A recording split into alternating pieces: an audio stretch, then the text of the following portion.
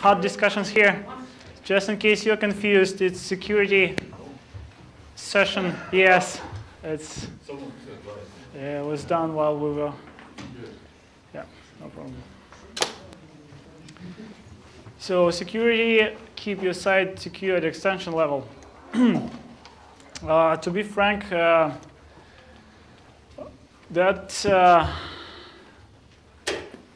that's a really interesting question, and actually that narrows down a little bit the question of security in general, but keeping site secure at extension level has a lot of different points of view, and a lot of different things can be told here. But before we go any further, I would like to talk about security in general, just to understand the subject maybe a little bit better. So again, sorry my university kind of approach to all these things, but I think if you know what's the subject, it's easier to understand what we're talking about. A lot of words, but there are three definitions of the security in general, which is degree of protection about danger and damage, loss, crime, computer security, and application security. Well, if you compare those three, application security comes down to encompasses measures taken through the application lifecycle to prevent exceptions in the security policy of an application or the underlying system vulnerabilities through flaws in the design, development, deployment, upgrade, or maintenance of the application. Well, that's kind of generic definition for the security application because it was taken from Wikipedia, but I think last part of this definition is quite important because you can see that design, development, deployment, upgrade, and even maintenance is subject for security topic. So, what security concepts are? Security concepts are assurance, countermeasure, defense in depth, exploit, risk, threat, vulnerability. I'm sure you heard of all of those words just because they're often used, but let's know what they are. Assurance is actually the level of guarantee how the system will work comparing to what is expected system to be. So basically, assurance is your ability to supply your customers with the component that should do exactly what it was supposed to be doing. Countermeasure is a way to stop threat from triggering a risk event. Defense in depth, it's actually a more general term, but basically it means that you don't have to rely on one single security measure. Guys, if you are confused, it's not template building session. It's in the other room, it's just next door. Yes. Yeah, they changed it. So, exploit is a method with which vulnerability in the system is used to make something bad to the system. Risk is a probability of triggering some threat. The threat is basically a method how the weakness in the system is used to do some harmful things. And vulnerability is basically this weakness. This is something that you left untracked, something that a hacker found out in your system to make something bad. Basically, it happens, it's not that critical for system administrators for the server itself, but it's really bad when it happens to your clients. And that's what the security at extension level is all about. Because as we will see further, the victim is your client. It's not against the server, it's not against the site. Basically, it can be used, but the worst case scenario is when your client, your user, the guy who uses your extension, will lose or will pass or will show some very valuable information to the hacker, and he will be able to use it against this guy, or just without any permission and do something really bad. Well, basically it's just like stealing something and all different things, but still it's really good to not to have any vulnerabilities in your system. So to have your extension secure, you need to know your threats. Well, secure the network, host, and application, it's quite important as well, but it doesn't have to do anything with extension in particular. From the other hand, if somebody breaks into the system and goes to the server, they can substitute some files, and actually that's again security of the component, but you have nothing to do with that because you can't control anybody going to somebody's server and doing something bad, but still it's a part of security system. Well, and the last piece is exactly what we're talking about, incorporating security into your software development process. You should always think about the information that you're expecting from users to be entered in different forms and all ways of interaction between the user and the system.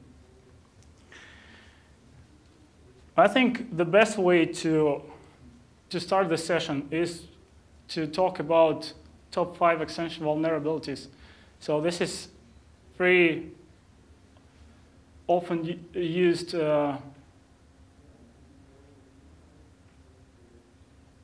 threats or ways how people or actually this is something that people look for to break into a site and then use visitors' information to do something bad eventually. So cross-site scripting is the most popular thing. Have you ever heard of cross-site scripting? I guess you did. Actually, it's a very, very well known, and I think kids start playing with, yeah, just for fun, because it's really fun, because you know, like it's you can Google something, you can just find some flaws, even just typing in by typing in some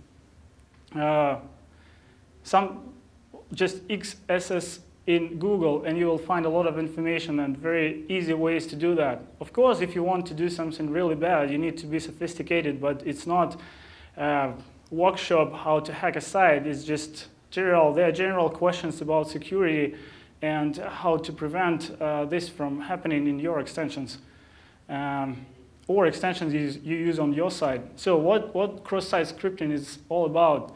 Cross-site scripting is basically situation when you allow users to execute JavaScript on your site.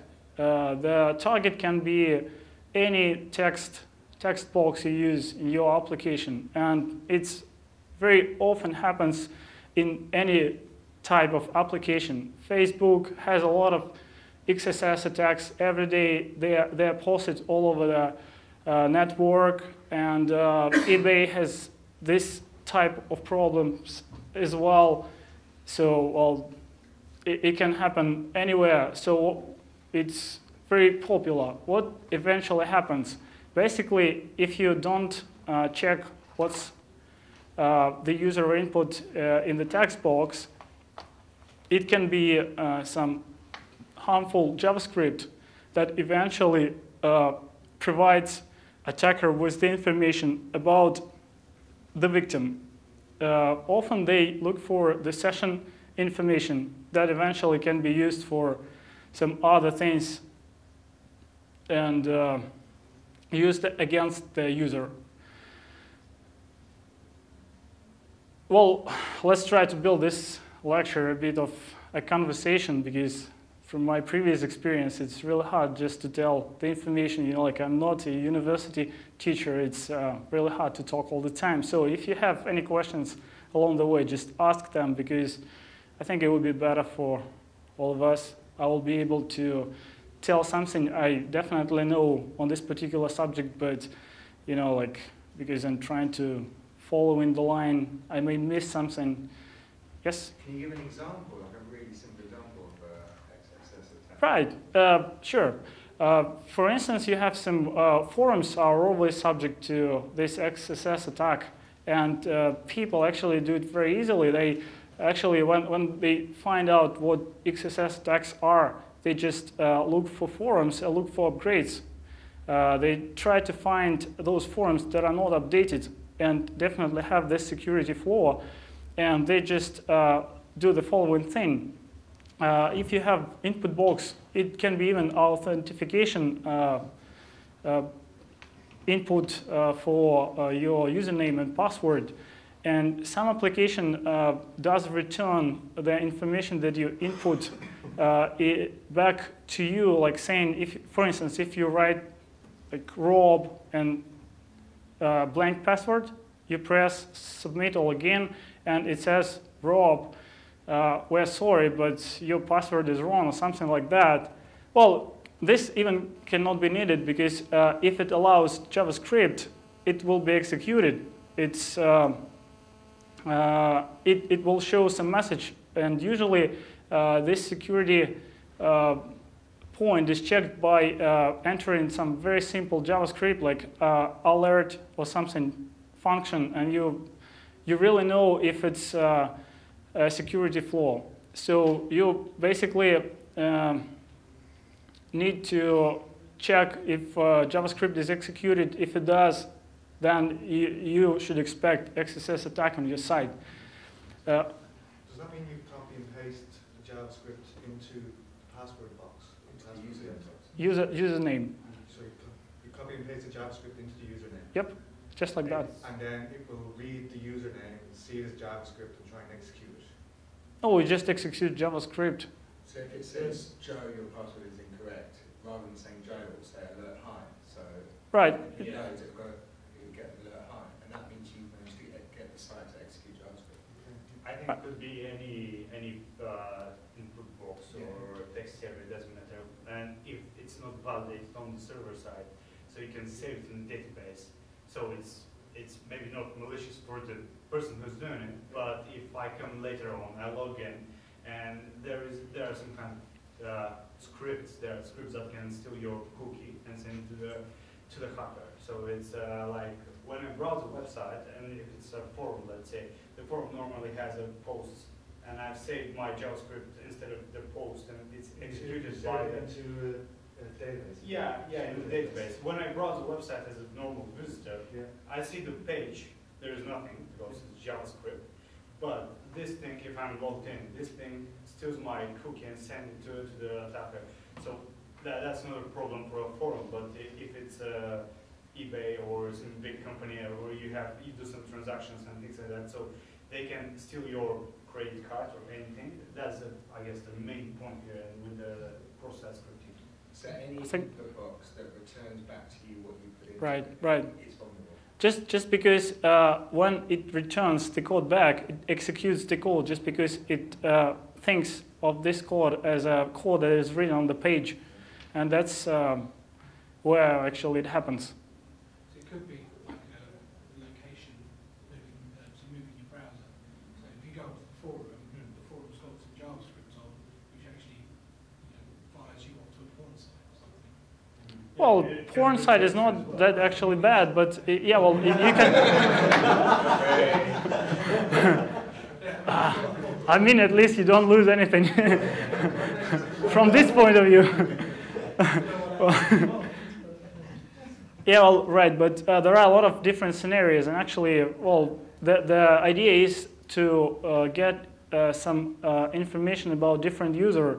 And then there are a lot of different things. Well, actually, there is cross-site request forgery, which is very close to cross-site scripting. And the idea is that basically, when you get the information stolen, and the victim is, well, the user is concurrently in a different tab, for instance, in Firefox, on some bank site or eBay, you can make a transaction on behalf of this user because you know his session, and the session variables, they have all the information about all tabs you have opened in your browser.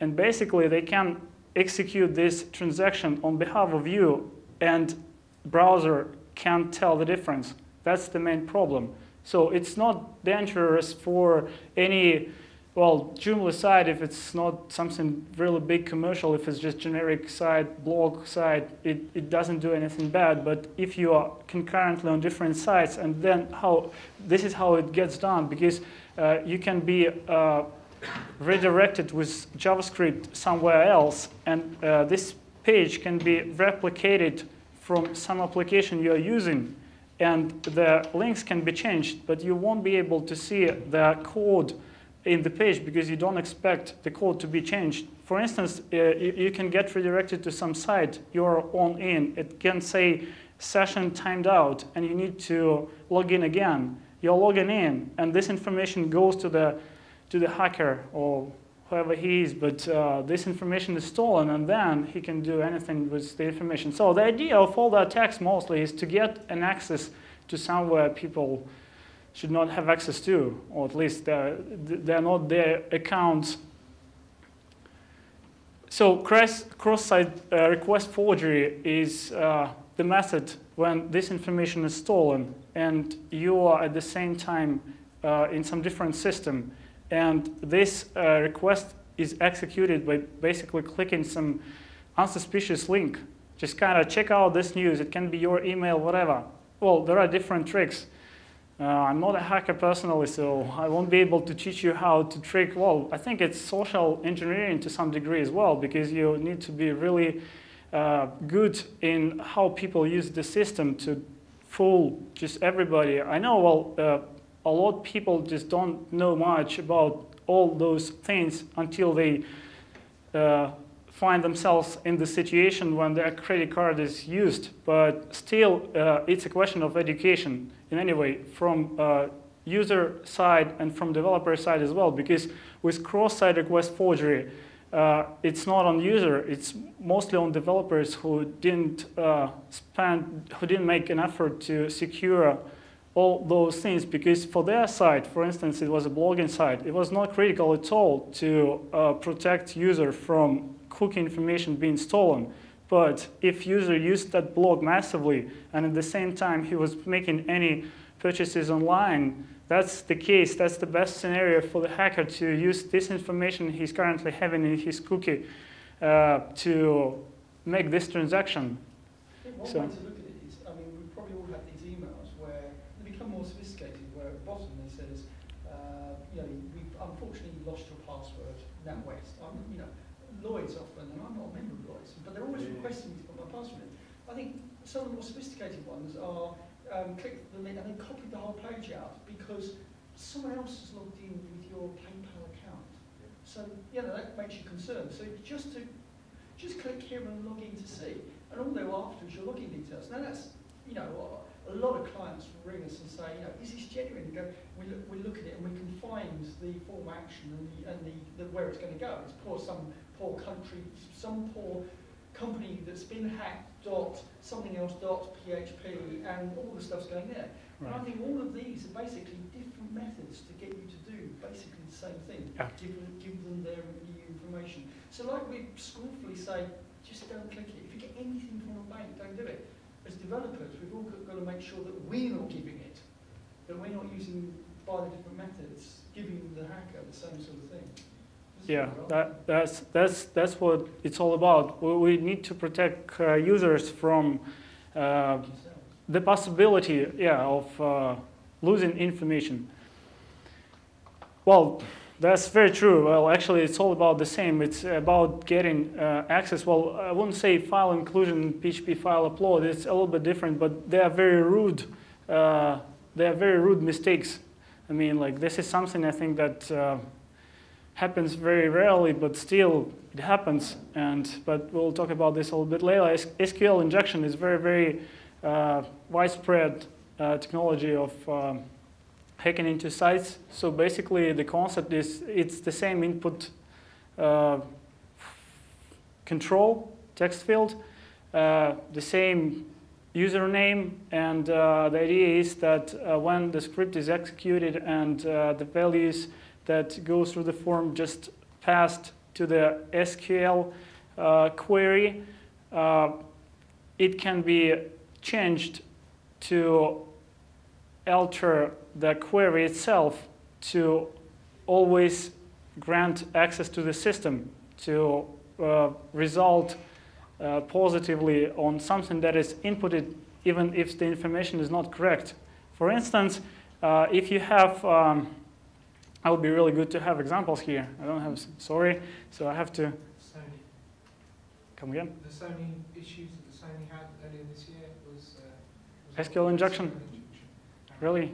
And often you just do it in the URL, and you'll be unlimiting what's being asked. So you're by using by a slight change of the quote marks, you'll be changing the thing to basically say, and give me all the usernames. Where 1 equals 1. Yeah, give me all the usernames. Yeah. Yeah, well that's because it's true. Yeah. So therefore you've satisfied what's being asked. And now, I'm just going to add one more clause, give me all the usernames. And then you've got all the usernames. Right. So, for those who haven't heard at the back, well, the idea is to make the check, which is done through the database, return positive result and let the person go through this check and get some high-level access, and he can get. File inclusion is vulnerability when there is no check for file extension, which is no, it's not really. It's a PHP file upload, but file inclusion is the possibility of including file along with the URL. So basically, you can add some parameters, and you can actually type in the path to some file, or actually you can view the file. That's how it happens. Yeah, sorry about interrupting. About the file inclusion, there is a very good example in WordPress. In WordPress, there is a thumbnail module that you can pass either local URL or relative URL, or you can pass URL from the internet of an image, and you can change the size, width, height, and everything of the image. But there's been an old version of this thumbnail module, let's say, and it's been, so you had, the attacker had the opportunity to add any kind of file, no matter what. It could be PHP file, could be JavaScript file, any executable file, and the content's been worked and shown directly to the user. So it's that's been really very high. Very bad situation. Yeah, well, not quite familiar with WordPress because we have been Joomla developers for a while. I agree. So but including files from anywhere from internet is not good practice. So you have to do good checks and so on. yeah, right. Well, So the idea. Joomla did a great work on securing most of this, and it's hard for me to imagine how it may happen in Joomla, but still, it's quite popular extension vulnerability. And if people don't follow those latest patterns of development, they don't use MVC, they don't follow how the system changes and develop, actually they can write a lot of custom code. Actually, we happen to see the extension that actually passed the whole SQL to the client, formed another SQL and sent it back. And it was awful. I didn't expect to see that. I mean, like, it's 2011. Yeah.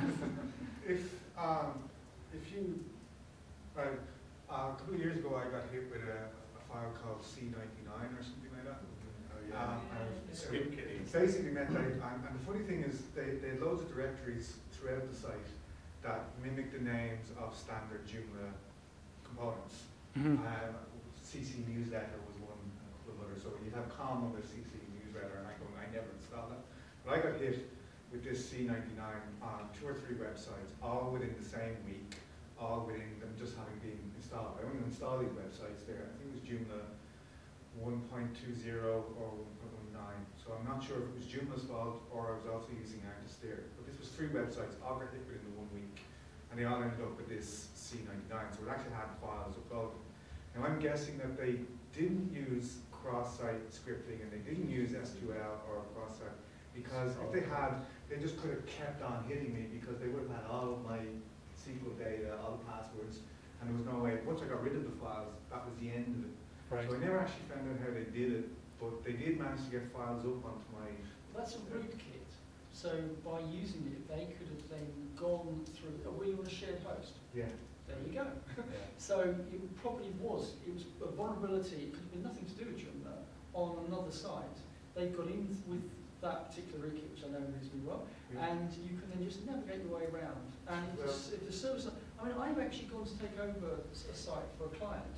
I mean, given their username and password for the FTP, gone in and seen a higher level. I can see all their clients, including another client that we used to teach, and they were both on the same server. Now, I shouldn't see that as a user. You know, I mean, when Please don't edit. I remember with Pipex in the very early days of the internet, before the BBC and all that, we were given logins and told to not touch others' FTP files. I thought those days had gone.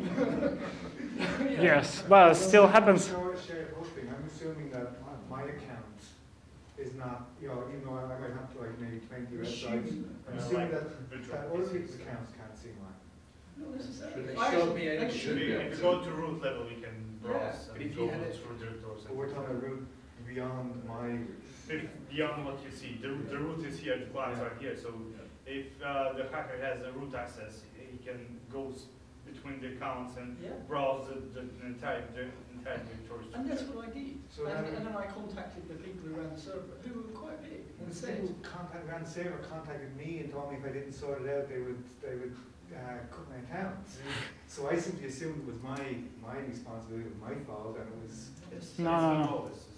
So Yeah, it's not like that. Well, but yeah, there is a difference between the last two and the first three, because cross-site scripting, Sql Injection, and cross-site forgery, it's basically about getting some user information to use it somewhere else. Because when we are talking about those two, basically it's a problem of the current site. And it doesn't have to do with the user directly, because it's more of an administrator headache. Because if the hacker is into the system, he or she can do anything they want with the system. They can change passwords, they can just erase database, they can do whatever they want. Or they can just be silent, just send some information back to their emails and use it wisely. Just it depends on what they want to do. But in this situation, it's all on site administrator, on those people who use those extensions. So if they are not developers, they really need to be very careful with selecting extensions to make sure they secure the site. But in the first three cases, this is all on developers, because people do not suspect that something is going on, because it can be an email, but it's really hard to make a connection between email you browse, you just read and click some. Check out this article at CNN.com. Nobody knows that this link has some JavaScript in it, and it will be executed when you click it. And if you have a browser with an open window and you do something registered online on some e-commerce site or bank account, whatever, so you can have problems then. And this is all on developer. So I guess, well, again, 2 words about last 2 things. So file inclusion is the vulnerability that let you view some files on server, get some access to the passwords. Well, usually it's used when people just browse the directories and gets ATC, password file, and they can actually know the users who have access to the system on the server level. And PHP file upload is basically the ability to upload file through the browse input box, and this file can be executed later. But there are different things in Joomla. Well, one for sure with define exec thing that doesn't let, prevent a little bit this situation to happen, but still it can be done, because if it's written properly in Joomla, it's just a little bit more hard for a hacker to do that, but if he knows that, I think it won't be a big... Yes. Sorry to go back. The cross-site request forgery, you said that you can get basically sessions for all your open tabs. Yep. Should the browser only allow a site to get the session information from the domain it's requesting it from? Or is that like a vulnerability in the browser, or do you know what I mean? Well, I know what you mean, but it's a debatable question if it's browser issue or if it's developer. Still, well, the problem is quite obvious. You let use JavaScript somewhere where it's not expected. So somebody uses system in a different way. So the whole idea of security is to provide some behavior that was originally developed. And if it's used differently, it should be considered to be insecure, because otherwise people may use it in a different way. Even if they change something they are not allowed to change, it's a security thing.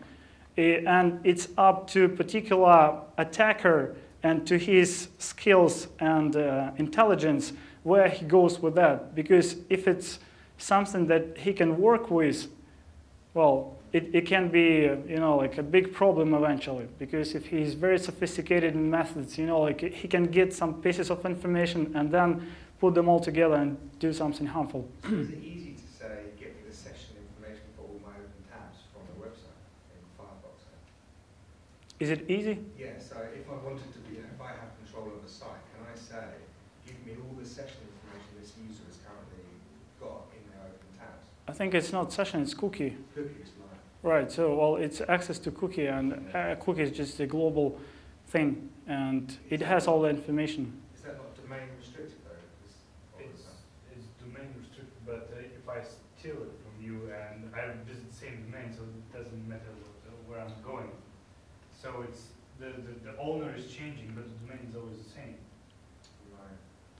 Well, the thing is that basically what happens is actually you do the job. I mean, like if you are the victim, you do all the job yourself. Hacker doesn't do anything. He just helps you to do the mistake. Like he sends you email or whatever. He just redirects you to some page which looks very similar to something you're used to, and you click some link without any awareness of something bad to happen eventually, and you see something you expected to see, but at this time all the information you entered is passed to somebody that can use it in a bad way.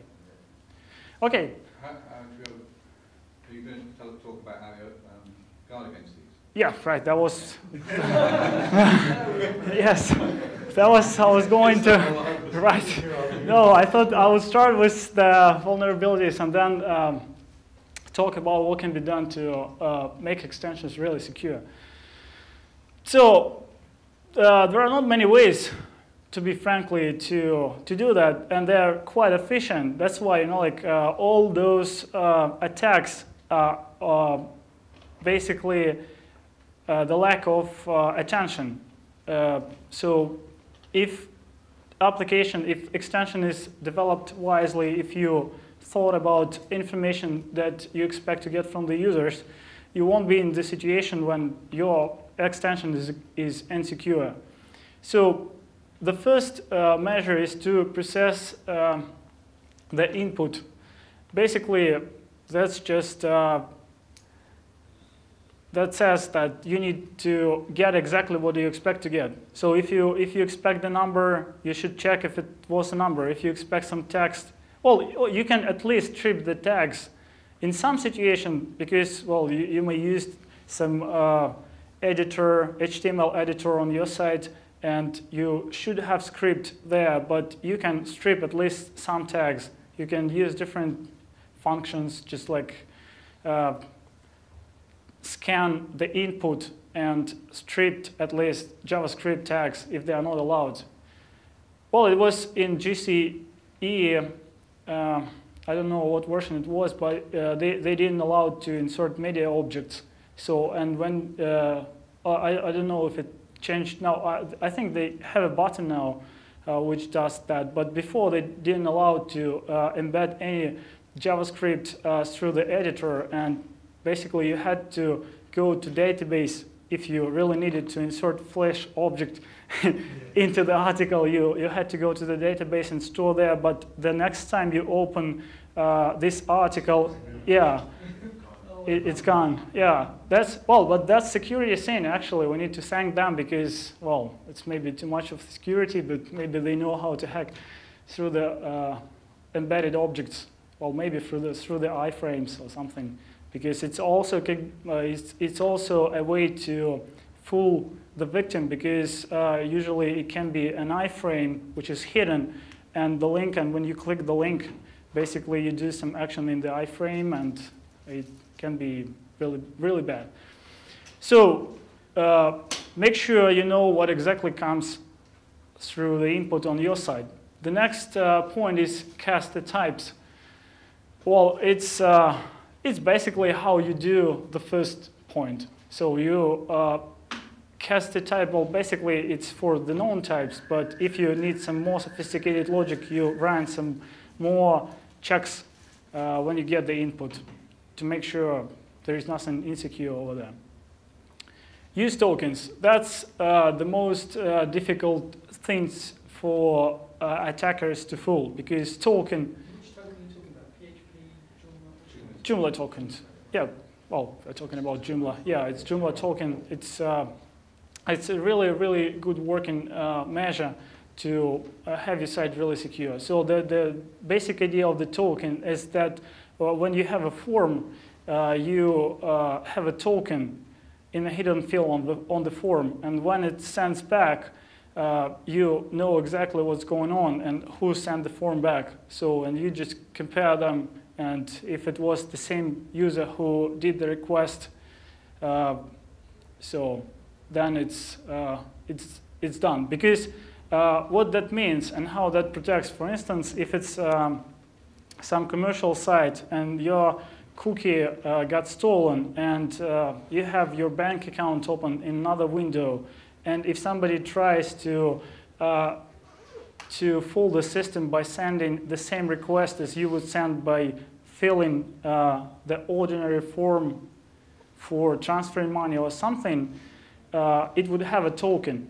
But if somebody does that from the email link or some false page that was created especially for this, it doesn't have a token.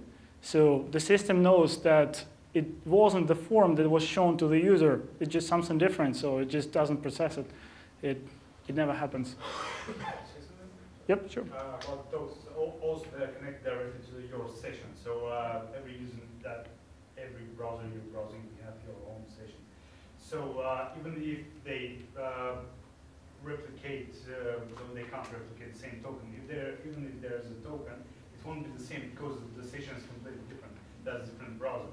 So when they check on the back end, when you submit the form and they do the check, they take, okay, give me the token for, they generated the token for current user and take the one that's been submitted, check them if they don't match. So that's forged form. It's like the one-time password.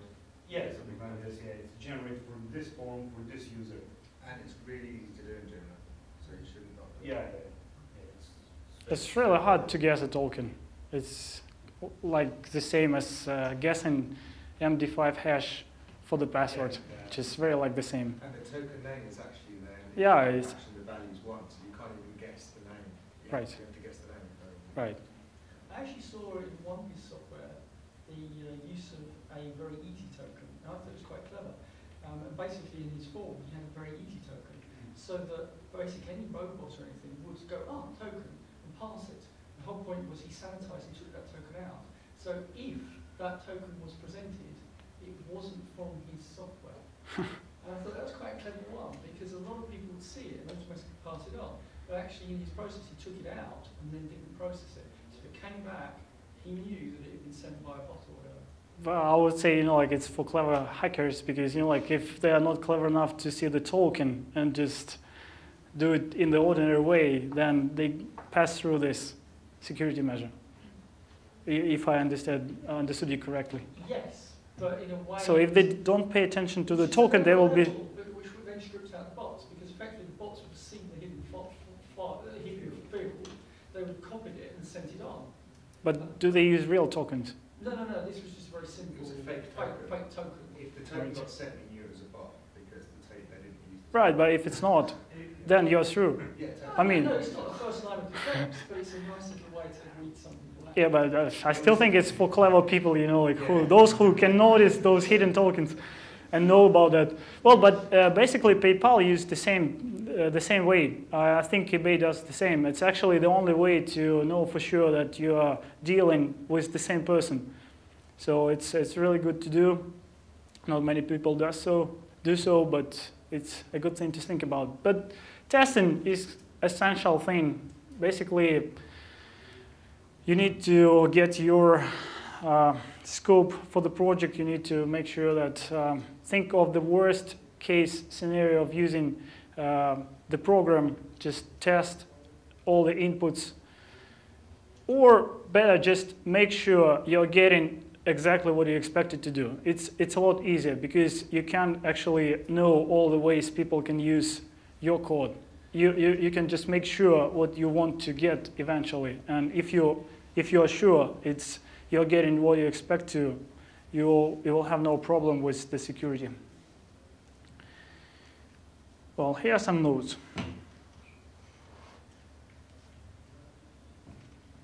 I think we talked about first two, but the third one is quite important. And from what I read and from what I learned, this is actually a very important point. And a lot of sites are breaking into through release notes just because, well, the scenario is the following. Some vulnerability was discovered in some extension or CMS at any level. It gets reported to security team. People get the fix for it. They update the system and send everybody emails to update the system. But not all the people do it at the same time. And hackers know for sure that this system has vulnerability, and they know exactly what it is. So basically, if they look for the version which is not updated, which happens very often, and it's really often, they just go to the site which uses this insecure version and just do exactly what they posted on their security forum. And that's the problem. I mean, like, nobody knows about that. I mean, I've never come across any warning about the release notes and the way to do that, but when I was preparing the lecture, I actually discovered it was the easiest way to do that. So a lot of different forums, probably WordPress, I don't know, like different versions of different applications have security problems. It's just a common situation because testing it's not enough time for testing. It's always like that because development is delayed. Like deadline was 2 weeks ago and people try to